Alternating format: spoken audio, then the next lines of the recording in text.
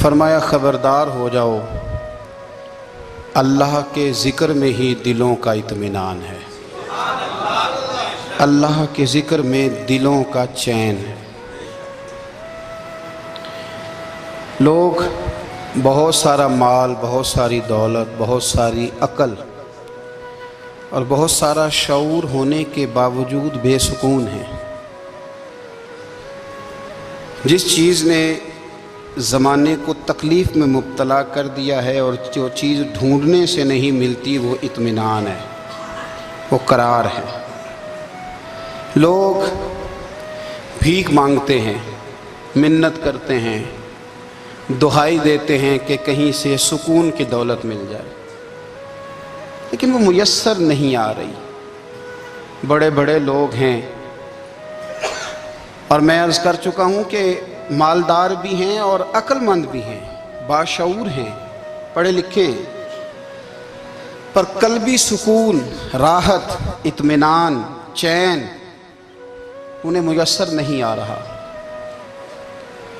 راتیں جاگ کر گزر جاتی ہیں، دن آزمائش میں بیت جاتا ہے۔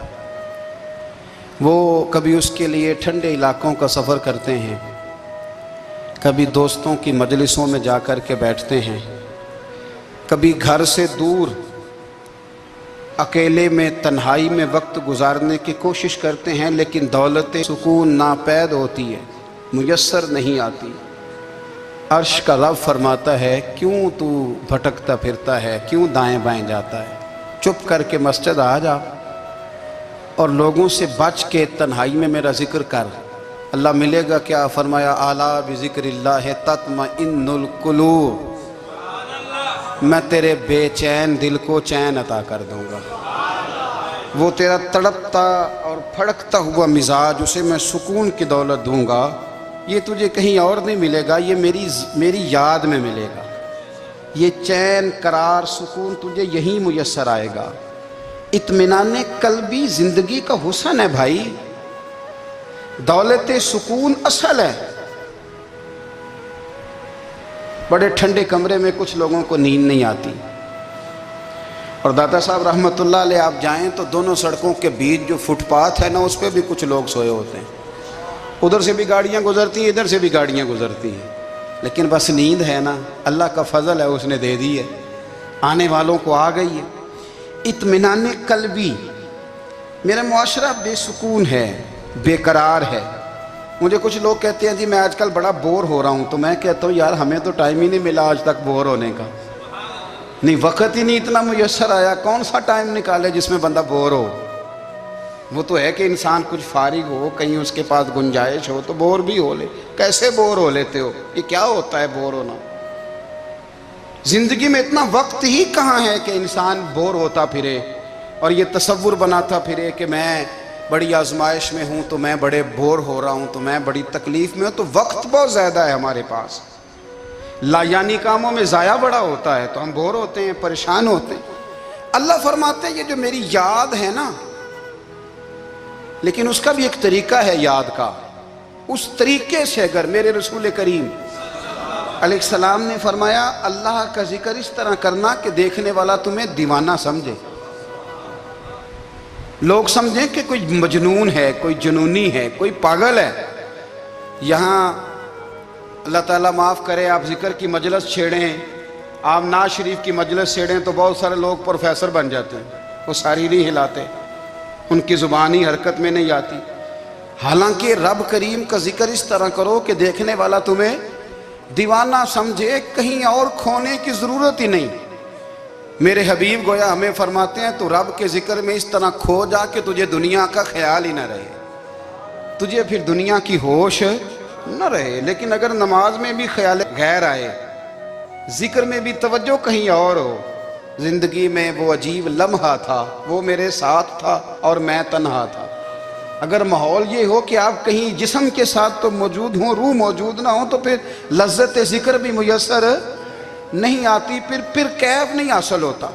یاد رکھیں کہ اس طرح کھو کے رب کی یاد کہاں سے کیف آئے گا؟ الجھ ہی پڑا گئے ہیں۔ وہ مستی، وہ سرور، وہ کیف جو اللہ کے ذکر میں ہوتا تھا، جو کبھی مرشد کامل کے سامنے بیٹھ کر لوگ اللہ اللہ کرتے تھے تو لگتا یہ تھا کہ یہ یہاں ہیں ہی نہیں، یہ تو کہیں اور چلے گئے ہیں، یہاں موجود ہی نہیں۔ لیکن اب وہ موج نہیں، وہ شوق نہیں، وہ درد نہیں، وہ زیب نہیں۔ اقبال تڑپ کے کہا کرتے تھے خرد کی گتھیاں سلجھا چکا ہوں، یا رب مجھے صاحب جنوں کر دے، اللہ مہربانی فرما، وہ کیفیت دے، وہ سرور دے۔ زندگی میں اگر اطمینان چاہتے ہو تو کبھی کبھی سب کچھ بھول کے نا تو مست ہو جایا کرو رب کی یاد میں۔ کبھی کبھی چھوڑ دیں دنیا، چھوڑیں یار موبائل، کسی وقت کریں اس کو بند، چھوڑیں اس بات کا خیال کہ فلانے نے سلوٹ کیا ہے کہ نہیں کی، چھوڑیں۔ حضرت باجزید بستامی رحمت اللہ تعالیٰ علیہ فرماتے ہیں میں نے اعتکاف کبھی اپنی مسجد میں نہیں کیا، اس لیے کہ سارے ہی ہاتھ چومنے والے، سارے ہی پیار کرنے والے۔ فرماتے میں جب اعتکاف کرتا تھا تو میں بستام سے دور نکل جاتا تھا جہاں کوئی مجھے جاننے والا نہ ہو۔ اٹھ بلیا چلو تھے وسیے جتھے وس دے نہیں سارے ینے، نہ کوئی ساڈی ذات پچھانے تے نہ کوئی سانو مننے، چل ادھر چلیں۔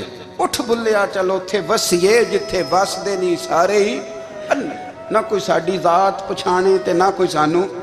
اتنا شوق ہے سلوٹ کرانے کا، اتنا شوق ہے تعارف کرانے کا، اتنا شوق ہے اپنا بتانے کا، تو یہ چیز غلبہ کر جاتی ہے، پھر نام رہ جاتا ہے، روح نہیں رہتی، پھر وجود رہ جاتا ہے، پھر باطن کی کیفیت نہیں رہتی۔ خدا را اپنے آپ کو بے چین نہ کرو، بے قرار نہ کرو، بے سکون نہ کرو، رب کی یاد میں آ جاؤ، درود و سلام میں آ جاؤ، نعت کے حسن میں آؤ، تلاوت کی دنیا میں آؤ، سجدوں کے نور میں آؤ۔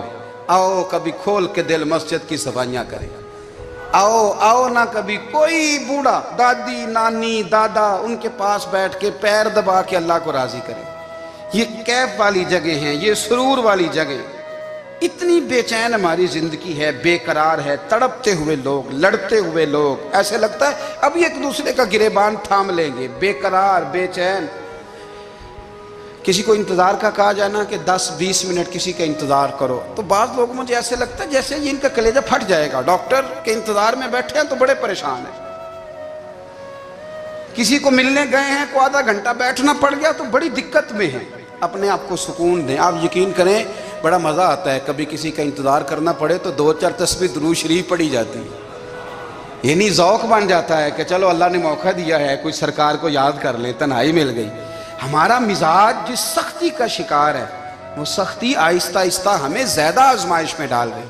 تو میرے بھائی زندگی میں اطمینان حسن ہے، اور وہ سب سے زیادہ اللہ کی یاد میں ملتا ہے، وہ سب سے زیادہ رب کریم کے ذکر میں۔ سب سے زیادہ جو چاہتا ہے نا دل ٹھنڈا رہے، زبان میٹھی رہے، وہ مدینے والے محبوب پہ درود و سلام پڑھا کرے، وہ حضور پہ درود و سلام پڑھا کرے، زبان میٹھی رہے گی۔ میرا ذاتی تجربہ ہے کہ جو آدمی اپنے اخلاق سنوارنا چاہے وہ حضور پہ درود شریف پڑھے، جو اپنے اخلاق سنوارنا چاہے، طبیعت کو ٹھنڈا رکھنا چاہے، وہ درود شریف پڑھے، اس کا دل سکون میں آئے گا۔ کچھ کام اور ہیں زندگی میں اطمینان کے لیے، ان کا ہونا بھی بڑا ضروری ہے۔ سب سے پہلے اگر آپ چاہتے ہیں نا زندگی میں سکون ہو تو حقیقتوں کا سامنا کرنا سیکھیں۔ آپ جو ہیں وہ رہنا سیکھیں، جو آپ نہیں ہیں وہ بننے کی کوشش نہ کریں۔ حقیقت کا سامنا کرو گے تو زندگی اطمینان میں آ جائے۔ ہم نے نا بہانے بنا لیے ہیں، ہیلے بنا لیے ہیں، جھوٹ کے سہارے اپنے آپ کو اونچا کر لیا۔ ایک آدمی سے کہا جاتا ہے تو رشوت نہ لے، تو کہتا ہے میں غریبوں سے نہیں لیتا۔ تو میرا سوال یہ ہے کہ امیروں کا حساب لینے کی اللہ نے تیری ڈیوٹی لگائی ہے، تیرے ذمہ لگایا ہے کہ تو امیروں کا حساب کر، تمہیں کیا ضرورت پڑی ہے؟ ہم نہ بہانہ کرتے ہیں، رشوت لینے والے کا الگ بہانہ ہے اور سفارش والے کا الگ بہانہ ہے۔ حقیقت کا سامنا کریں، حقیقت کا۔ جو میرے ذمہ داریاں ہیں وہ میں نے پوری کرنی، جو آپ کی ذمہ داریاں ہیں وہ آپ جان نہ چھڑائیں، حقیقت پسند بنیں۔ میرے رسول کریم، پھر پڑھیے درود شریف صلی اللہ تعالی علیہ وسلم۔ حضور صلی اللہ علیہ وسلم نے فرمایا کہ میری بیٹی سیدہ فاطمہ الزہرا رضی اللہ تعالی عنہا صرف جنتی نہیں، جنتی عورتوں کی سردار ہے۔ لیکن حضور نے یہ بھی فرمایا کہ فاطمہ یہ خیال رکھنا اگر اللہ نے حساب پوچھا تو حساب تم نے خود دینا ہے۔ حقیقت کی طرف توجہ کرائی حضور نے۔ وہ صرف جنتی نہیں، جنتی عورتوں کی سردار ہیں، پر حقیقت کی جانب توجہ۔ میں حقیقت یہ ہے کہ اگر مالک نے حساب پوچھا تو اس کی تیاری بھی کرنی ہے۔ دیکھیں نا، ہمیں کچھ یقین نہیں، اللہ معاف کرے کہ ہمارا حساب کیسا ہوگا، لیکن کتنے آزاد ہیں۔ یعنی بڑی دلیری سے بندے کہتے ہیں فجر نہیں پڑھتا جی، 3 پڑھتا ہوں جی، شاہ رہ جاتی ہے جی، کپڑے صاف، بڑی دلیری سے۔ اور سیدہ فاطمہ الزہرا نے ساری رات مصلی آباد رکھا ہے، حالانکہ انہیں یقین تھا کہ رب مجھے بغیر حساب کتاب جنت دے گا۔ حقیقت کا سامنا کریں، جو حقوق آپ کے ہیں وہ آپ نے ادا کرنے ہیں، جو ذمہ داریاں ہیں وہ ذمہ داریاں ہیں۔ دیکھیں نا، حضرت موسیٰ کلیم اللہ علیہ السلام کے پاس اسرائیل روح نکالنے آئے تو حضرت موسیٰ نے تھپڑ مارا، آنکھ نکال دی، واپس گئے۔ اللہ انہوں نے تو جلال فرمایا ہے، کہا موسیٰ علیہ السلام سے کہیے بیل کی پشت پر ہاتھ رکھیں، جتنے بال ان کے دستے مبارک کے نیچے آئیں گے اتنے 1000 سال ان کی عمر بڑھا دی جائے گی۔ یعنی میرے کان میں کوئی بتا دے کہ جناب 60 سال بڑھ گئی، کیا آپ کے کان میں کوئی کہہ دے تو خوشی ہوتی ہے کہ نہیں؟ لیکن یہ حقیقت پسندی نہیں، اس لیے کہ 60 بھی گزر جائیں گے، 70 بھی، یہ حقیقت نہیں۔ حضرت موسیٰ کلیم، چلے میں مثال دیتا ہوں، سمجھ لے 10 بال، حالانکہ بہت زیادہ آتے ہوں گے، 10 بال اگر حضرت موسیٰ کے ہاتھ کے نیچے آئے تو 10,000 سال تو عمر بڑھ گئی نا۔ 10 یعنی 10 سال نہیں، 10 100 نہیں، 10 بہت زیادہ تھی نا۔ تو حضرت موسیٰ کلیم اللہ علیہ السلام سے آ کے عرض کیا گیا، حضور بیل کی پشت پر ہاتھ رکھیں، جتنے آپ کے ہاتھ کے نیچے بال آئیں گے اتنے 1000 سال عمر بڑھ جائے گی۔ تو حضرت موسیٰ نے حقیقت پسندی والی بات کی، فرمایا پھر کیا ہوگا؟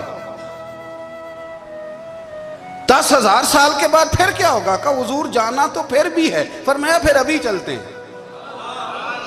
اگر جانا ہے نا، جانا ہے تو پھر، اگر جانا ہے تو پھر ابھی۔ اور سجنوں، اگر نماز پڑھنی ہے تو ابھی کیوں نہیں؟ اگر داڑھی رکھنی ہے تو پھر رمضان کا انتظار کیوں کریں، ابھی کیوں نہیں؟ اگر سچ بولنا ہے تو پھر، اگر رزق حلال کھانا ہے تو پھر انتظار کاہے کا؟ حقیقت ہوتی ہے، بہانہ ہوتا ہے، حقیقت چھپ نہیں سکتی بناوٹ کے اصولوں سے، کیونکہ خوشبو آ نہیں سکتی کبھی کاغذ کے پھولوں سے۔ یہ بات یاد رکھیں، اگر جانا ہے تو حضرت کلیم فرمانے لگے پھر 10,000 سال کے بعد بھی جانا ہے تو آج بھی۔ ہمیں بے قراری زندگی میں اس لیے کہ ہم حقیقت پسند نہیں، ہم بہانوں میں، ہم ہواؤں میں جیتے ہیں، ہواؤں میں، خیالات میں زندگی گزارتے ہیں۔ بڑا ٹائم پڑا ہے، مثلاً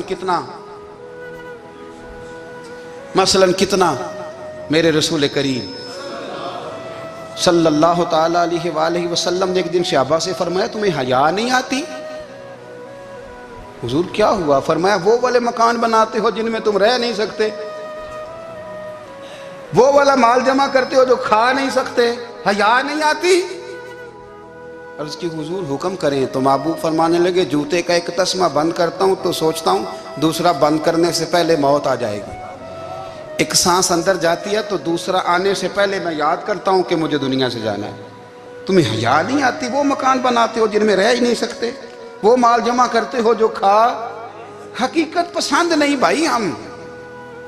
بہت سارے لوگ ہیں بڑی باتیں سناتے ہیں، بڑی، میں کہتا ہوں اصل میں نا زیادہ باتیں سنا کے نا بیچارہ اپنے آپ کو مطمئن کرنا چاہتا ہے، اصل بات یہ ہے کہ اندر سے نا ہلا ہوا ہے، کچھ بھی نہیں، بڑا زیادہ ہنستا ہے اور مجھے لگتا ہے کہ کوئی گہرا زخم چھپا رہا ہے۔ اس لیے ملمہ سازی، حقیقت پسند بنو، حقیقت پسند۔ یاد رکھنا من ترک صلاۃ متعمدا فقد کفر، میرے رسول نے حقیقت بیان کی، فرمایا جس نے ایک نماز بھی جان بوجھ کے چھوڑی اس نے رب کے رب ہونے کا انکار کیا، اس نے کفران نعمت کیا۔ یہ حقیقت ہے، کوئی کلیریفیکیشن نہیں، کوئی وضاحت نہیں۔ جو نماز نہیں پڑھتا، جھوٹ بولتا ہے، غلط بیانی کرتا ہے، جو شخص رزق حرام کما کے کہتا ہے کہ اس کے بغیر گزارا نہیں چلتا، وہ جھوٹ بولتا ہے۔ اس لیے کہ رب فرماتا ہے جب تجھے پیدا کیا ہے تو تیرا رزق میرے ذمہ ہے۔ اللہ فرماتا ہے کہ لا یکلف اللہ نفسا الا وسعہا، میں کسی پر وہ بوجھ نہیں ڈالتا جو اٹھا نہ سکے۔ نماز فرض کیا اس کا مطلب ہے ہم پڑھنے کے قابل ہیں، اس نے ہمارے ذمہ داریاں لگائی ہیں تو مطلب یہ ہے کہ ہم ذمہ داریاں ادا کرنے کے قابل ہیں، ورنہ وہ کہتا ہے میں وہ بوجھ ڈالتا ہی نہیں جو تجھ سے اٹھایا نہ جائے۔ اگر چاہتے ہو کہ زندگی میں اطمینان ملے تو خدا را حقیقت پسندوں والی زندگی گزارو. یہ فضاؤں میں زندہ رہنا، ہواؤں میں، اللہ بڑا معاف کرنے والا ہے، اللہ بڑا کریم ہے، معاف کر دے گا، تو بھئی یہ بات صحابہ کو بھی پتا تھی، یہ اہل بیت کو بھی خبر تھی، تو وہ تو ایک ایک بات کا لحاظ کرتے تھے. یہ غوث اعظم کو بھی پتا تھی، یہ ان کے والد کو بھی پتا تھی، جنہوں نے کسی کا ایک سیب کھا لیا تھا تو 12 سال اس کے گھر میں نوکری کرتے رہے. انہیں نہیں پتا تھا اللہ بڑا کریم ہے، معاف کر دے گا، ایک سیب ہی ہے نا. تو حقیقت پسندی آپ کو سکون دے گی. اور اگر آپ نے اپنے آپ کو غیر مطمئن کیا ہوا ہے، بات کچھ اور ہے، اور آپ نے اپنے آپ کو ڈال کسی اور طرف لیا ہے، تو پھر آپ کو سکون مل سکتا. سکون حقیقت پسندی میں، اصل میں سکون ہوتا ہے، اداکاری میں سکون نہیں ہوتا. تیسری بات سنیں، اگر آپ چاہتے ہیں زندگی میں مطمئن رہیں تو دنیا داروں سے امیدیں توڑ دیں، اللہ اور اس کے رسول سے امید وابستہ کریں، اولیاء اللہ سے امیدیں وابستہ کریں، صحابہ اور اہل بیت سے امیدیں، اللہ اور اللہ والوں سے امیدیں، دنیا داروں سے امیدیں. آپ کو پتہ ہے دنیا دار کی تباہی کب ہوتی ہے؟ جب انہیں خوش آمدی مل جاتا ہے. چودھری کا بیڑا اس وقت غرق ہوتا ہے جب اسے چودھری کہنے والے زیادہ ہو جاتے ہیں. سیٹھ صاحب اور نواب صاحب بیچارے تباہ تب ہوتے ہیں بھولے پن میں، جب ان کے دائیں بائیں ریلا ہوتا ہے سیٹھ صاحب کہنے کا. لوگ انہیں کھانا چاہتے ہیں، پیار ان کا نہیں ہوتا، ان کی جیب کا ہوتا ہے. محبت ان سے نہیں ہوتی، ان کی کرسی سے ہوتی ہے. ضروریات کا پیار ہوتا ہے، تباہ کر دیا جاتا ہے. ہماری ساری توقعات دنیا داروں سے وابستہ ہو گئی ہیں. ناراض نہ ہونا، پیروں نے، مولویوں نے، درویشوں نے، انہوں نے بھی سیٹ رکھے ہوئے جلسوں کی صدارت کرانے کے لیے. یعنی مذہبی جلسہ ہے، اس میں بہت زبردست پڑھے لکھے صاحب تقوی عالم کا خطاب ہے، اور کی صدارت وہ بندہ کر رہا ہے جس نے عشاء کی نماز بھی نہیں پڑھی. وہ بندہ صدارت کر رہا ہے، کیوں؟ اس لیے کہ اس نے لاکھ روپیہ دیا ہے محفل میں. خدا را دنیا داروں سے امیدیں چھوڑ دیں، ورنہ آپ کمزور پڑ جائیں گے، آپ کی امیدیں ٹوٹیں گی.